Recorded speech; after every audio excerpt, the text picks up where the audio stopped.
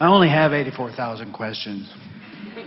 Well, we only have one answer, so give us your... Okay, great. I've heard you speak often about sexuality, and one of several questions is, where do gay relationships, gay love, gay sex fit into broader perspective, the whole scheme of things? Well, that subject fits in just like every other subject, that you are the creator of your reality. And in other words, we're going to come fully around all of this, but we want to say as a basis of this that humans, through time, in their not conscious alignment with who they are often looking for someone to establish a set of rules that they can follow in their desire to be righteous or good.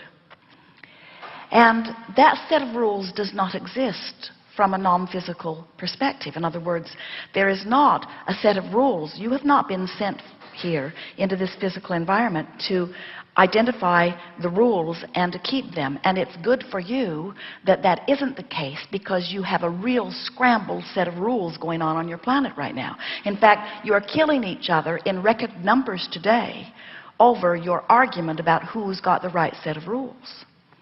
When what you came forth understanding is that you are pure positive energy, and you came forth into this physical environment wanting the variety to cause you to give birth to desires, and you knew that your joy was only dependent upon your coming into alignment. You knew that your fulfilling of your reason for being was only dependent upon you coming into alignment with who you really are.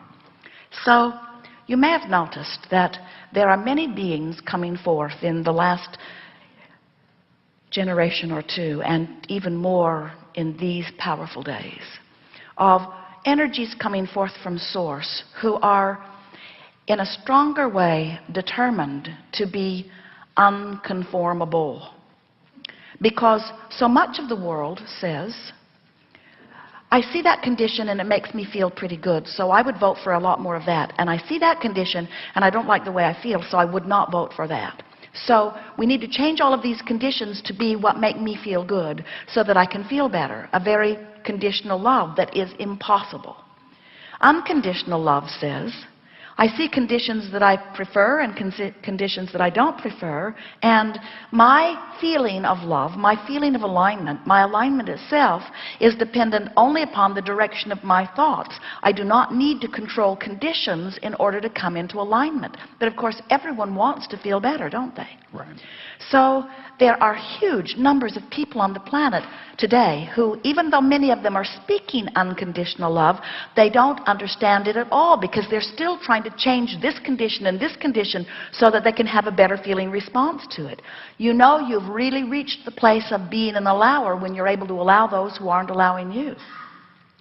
So there are people coming forth, energies coming forth into human form in record number, who come with this determination to be unconformable, meaning that no matter how much you need this condition to change so that you can feel better, this is not a condition that's going to change so that you can feel better. So if you're going to feel better, you're going to have to change the way you are looking at things, because I'm not going to be the reason that you feel better.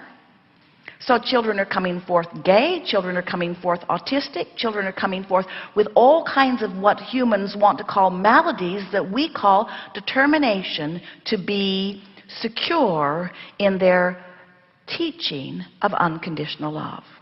A man said to us one day years ago, Abraham, why would I come forth intending to be gay? Why would I bring all of this grief to myself?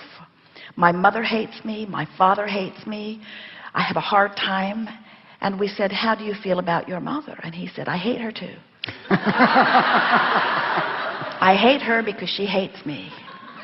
And we said, so neither one of you are coming into alignment with who you are, and you're using each other as your excuse why not to come into alignment, when what you've come forth to teach is alignment anyway. What you come forth to teach is, I can align with the source within me regardless of what those outside of me are reflecting back to me. And this is the most significant thing about this. almost everyone, even those who've been listening to us for a while, cannot separate how they feel about things from how other people feel about things. So most people, in other words, almost the first thing you do with your children is you teach them patterns of behavior that make your life better, or that you think will make them have an easier time in the society in which they will live. And as you convince your children that they should do what you want them to do, you should do what makes them feel better rather than what closes their gap for them, in early ages you teach them to listen outside of themselves. We have a room full of people in every city that we visit who are accustomed to listening more to what's coming from another person. In other words, approval is so meaningful to you when it comes from other people, and disapproval is so meaningful to you when it comes from other people. And we want that disapproval or approval that comes from other people, even if it's your mother, to not matter to you as much as the way you feel. And that's what we said to this man. That's what you've come forth to teach. You've come forth to teach. Because when you say to your child, you need to do such and such so that I will feel better, then you set them up to listen to another and another and another until before long, most everybody is more interested in what everybody else thinks. And then they've lost track of their ability to quantify their journey. We were visiting with a woman one day who had pain in her body, and she said, Abraham, how can I think positive thoughts when my body hurts so much?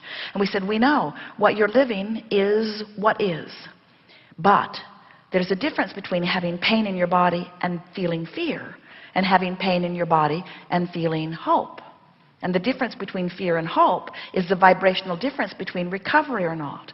In other words, we were trying to teach her how to quantify the journey between sickness and wellness, how to feel her way, you see. Where most people aren't encouraging anybody to feel their way into vibrational alignment in order to have a better life. They're trying to teach them, they're trying to motivate them to respond to this rule and to respond to this law and respond to this disapproval or this approval.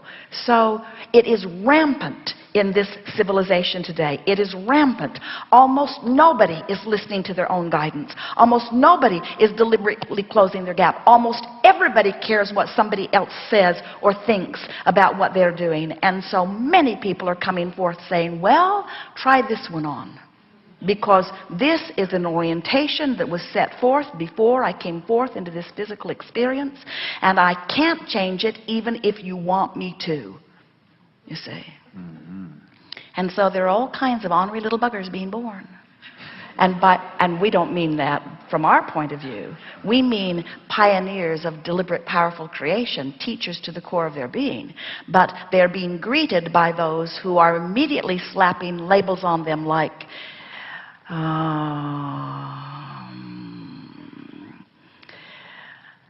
oh, there are so many. Like nonconformist with lots of different labels, uncontrollable. You have this disorder and this disorder and this disorder and this disorder. And we say, yay for the disorders. All of these disorders coming forth, the nonconformists coming forth to teach unconditional love, you see. And so it is so delightful when you are able to assist someone. It's a great gift you give to someone when you say, well, this is what is, and I'm not going to change it so that you can feel better. This is what is. And it's a hard thing to do because you want them to be happy. So when Kate wants to come to see Esther, and Esther really wants Kate to come, but Esther's got a big, long list of things that she needs to do. So Esther says, be better if we don't do it today. And Esther hears the disappointment in Kate's voice. It's hard for Esther not to change something to make Kate feel better, because Esther would run over herself with the bus if she thought it would make Kate feel better. But we want Esther to let Kate work it out on her own. And she would every time. She'd be upset for a minute, but it's her nature to feel good, so she wouldn't be upset for very long. But this is a bigger issue. You can't change gayness to please another. Right. And so what a gift of unconditional love you bring with that. You say, here I am. Take it or leave it. It's up to you. Be unhappy with me as I be, or be happy with me as I be. But I be as I be. This is my gift to you, you see. Wonderful.